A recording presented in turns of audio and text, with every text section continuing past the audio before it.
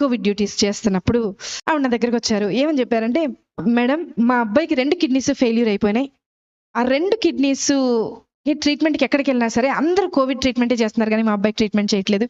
మరి ఏదో ఒక విధంగా మీరు కొంచెం సిఫార్సు చేస్తే, మీ పై అధికారికి సిఫార్సు చేస్తే మా అబ్బాయిని అడ్మిట్ చేసుకొని" బెడ్స్ ఖాళీ లేవు. 2 కిడ్నీస్ ఫెయిల్యూర్ అయిపోయిన పేషెంట్‌ని అడ్మిట్ చేసుకొని అక్కడ పెట్టుకొని ఎలా చేస్తారు? చేయలేని పరిస్థితి. నేనంటాను, "ఒకసారి డాక్టర్ గారిని అడిగి చూస్తానమ్మా" అన్నా.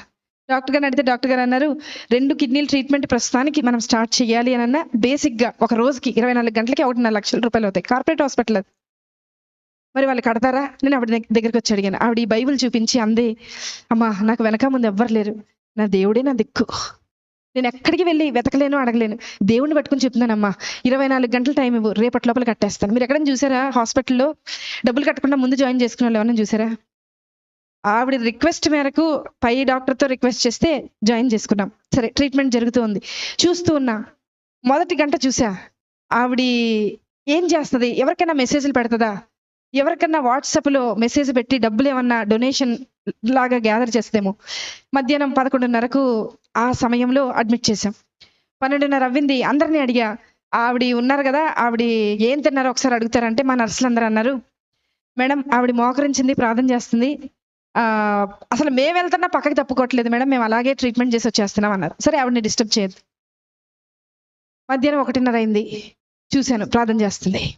సాయంత్రం 4:30 అయింది. చూశాను ప్రార్థన చేస్తుంది. రాత్రి 6:30 అయింది. చూశాను ప్రార్థన చేస్తుంది. రాత్రి 9:30 అయింది. చూశాను ప్రార్థన చేస్తుంది. రాత్రి 11:30 అయింది. అంటే ఆవిడ మోకరించి 12 గంటలు అవుతుంది.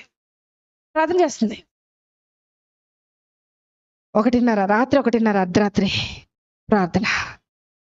ప్రొద్దున 4 నెక్స్ట్ డే స్టార్ట్ అయిపోతది. రౌండ్స్ స్టార్ట్ అయిపోతాయి. సెక్షన్ స్టార్ట్ అయిపోతాయి. అన్నీ స్టార్ట్ అయిపోతాయి. Treatment start. మాకు స్టార్ట్ అయిపోయింది గానీ ఆవిడకి మాత్రం ప్రార్థన ఎండ్ అవ్వలా. 7:30 ప్రార్థన. మరుసటి రోజు 8:30 ప్రార్థన. 9కి బిల్ వచ్చేస్తది జనరేట్ అయ్యి. ఆ రోజుటికి డే స్టార్ట్ అవ్వాల్సిన బిల్ వచ్చేస్తది. బిల్ వచ్చింది.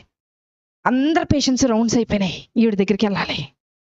నా పైనున్న డాక్టర్ అడిగారు, "అమ్మా ఆవిడ బిల్ కట్టారా?" అని అడిగారు. నేను చెప్పబోతున్నా. నాకు భయం వేస్తుంది. ఎందుకో తెలుసా?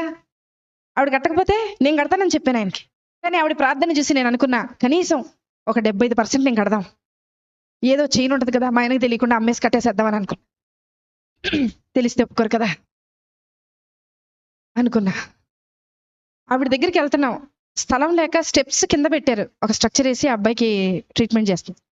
అక్కడికి వెళ్ళేలోపు అడుగు అక్కడికి పెట్టేలోపు డాక్టర్ గారు అన్నారు, నా పక్కన ఉన్న డాక్టర్ గారు అన్నారు, "మేడం హాస్పిటల్" అని అన్నారు. "చెప్పండి సార్ ఏదో మీరు చెప్తున్నారు." అంటే ఇంకా కొంచెం టైం దొరుకుద్దేమో, ఏదైనా ఆన్సర్ ఆలోచించి ఆయనకు చెప్దాం. ఎందుకంటే ఆవిడ